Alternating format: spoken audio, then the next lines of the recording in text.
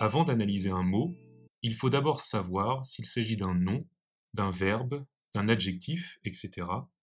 Et il faut trouver la forme de base du mot telle qu'elle est indiquée dans le dictionnaire.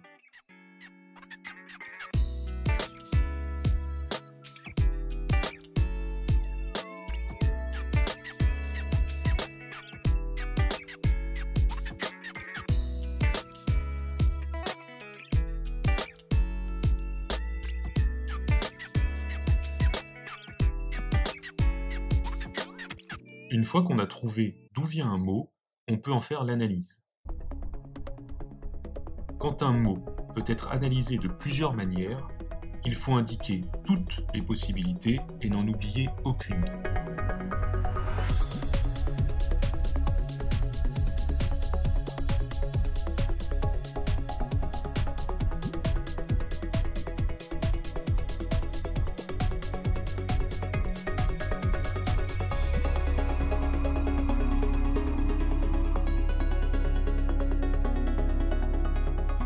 En général, une phrase se construit autour de son verbe, ou de ses verbes s'il y en a plusieurs. Ici, on a deux verbes, parent et sum. Il va donc falloir séparer la phrase en deux blocs, un bloc qui va s'organiser autour de parent et un bloc qui va s'organiser autour de sum. Tout le problème est de savoir où on va placer la séparation entre ces deux blocs. Ici, ça ne va pas être très compliqué. On remarque qu'on a une conjonction de subordination, quia, donc on en déduit que c'est elle qui va séparer la phrase en deux.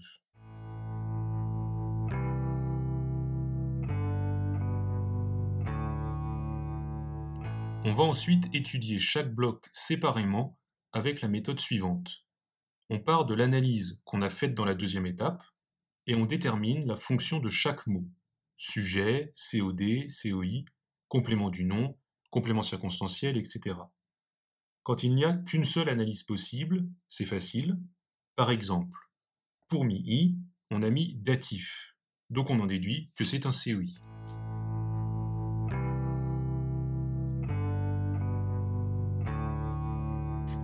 Et ça marche parce que le verbe pareo se construit en général avec un datif COI. Quand il y a plusieurs analyses possibles, il faut essayer d'en éliminer certaines pour qu'il n'en reste plus qu'une seule à la fin. Par exemple, pour serwi, on a 3 possibilités, donc on va les étudier les unes à la suite des autres. Déjà, est-ce que serwi peut être un vocatif?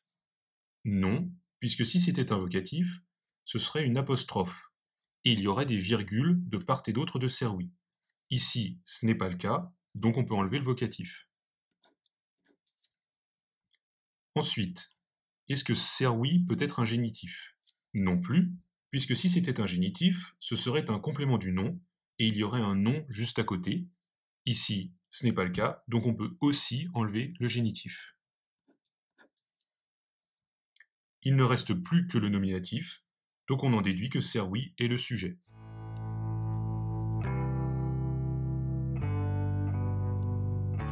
Et ça marche parce que le verbe parent s'accorde bien avec serwi.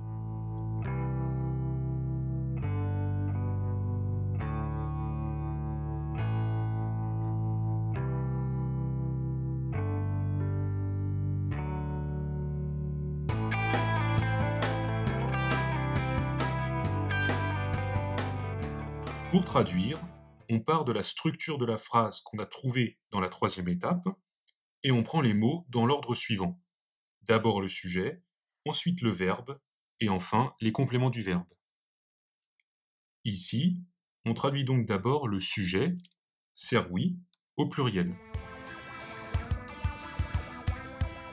On traduit ensuite le verbe, parent, au présent. Et on traduit enfin le COI, mi-i, à moi. Les esclaves obéissent à moi, donc en français on dira les esclaves m'obéissent.